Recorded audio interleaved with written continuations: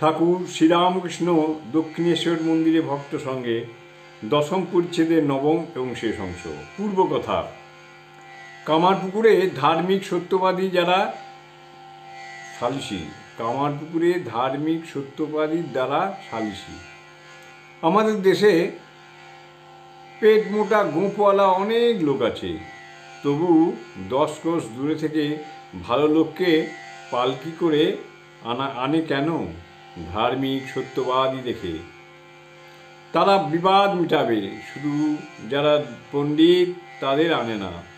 সত্য কথা কলির তপস্যা, সত্য কথা অধীনতা পরস্তি মাতৃ সমান।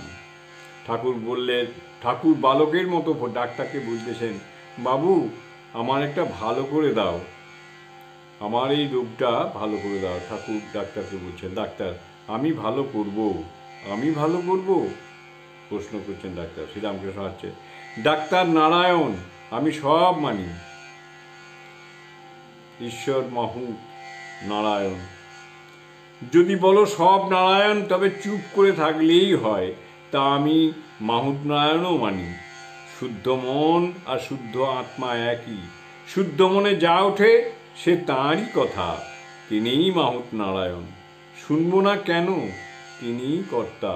আমি যতক্ষণ ডেকেছেন তার আদেশ শুনে কাজ করব। ঠাকুরের গলার অসুখ, এবার ডাক্তার দেখিবেন। ঠাকুর বলিতেছেন, মহেন্দ্র সরকার জিভ টিপেছিল, যেমন গরুর জিভকে টিপে। ঠাকুর আবার বালকের ন্যায় ডাক্তারের জামায় বারংবার হাত দিয়া বলিতেছেন, বাবু বাবু তুমি এইটে ভালো করে দাও। ল্যারেঞ্জোস্কোপ দেখিয়া ঠাকুর হাসিতে হাসিতে বলিতেছেন, বুঝেছি, এতে ছায়া পড়বে। নরেন্দ্র গান গাইলেন। ঠাকুরের অসুখ বলিয়া বেশি গান হইল না। ওম স্থাপকায় চ ধর্মস্য সর্বধর্মস্বরূপিণে অবতার বরিষ্ঠায় রামকৃষ্ণায় তে নমঃ। এই পর্যন্ত শ্রী শ্রী কথামৃত পাঠ। পরের অংশ আবার পরে শুরু করব। জয় ঠাকুর, জয় ঠাকুর।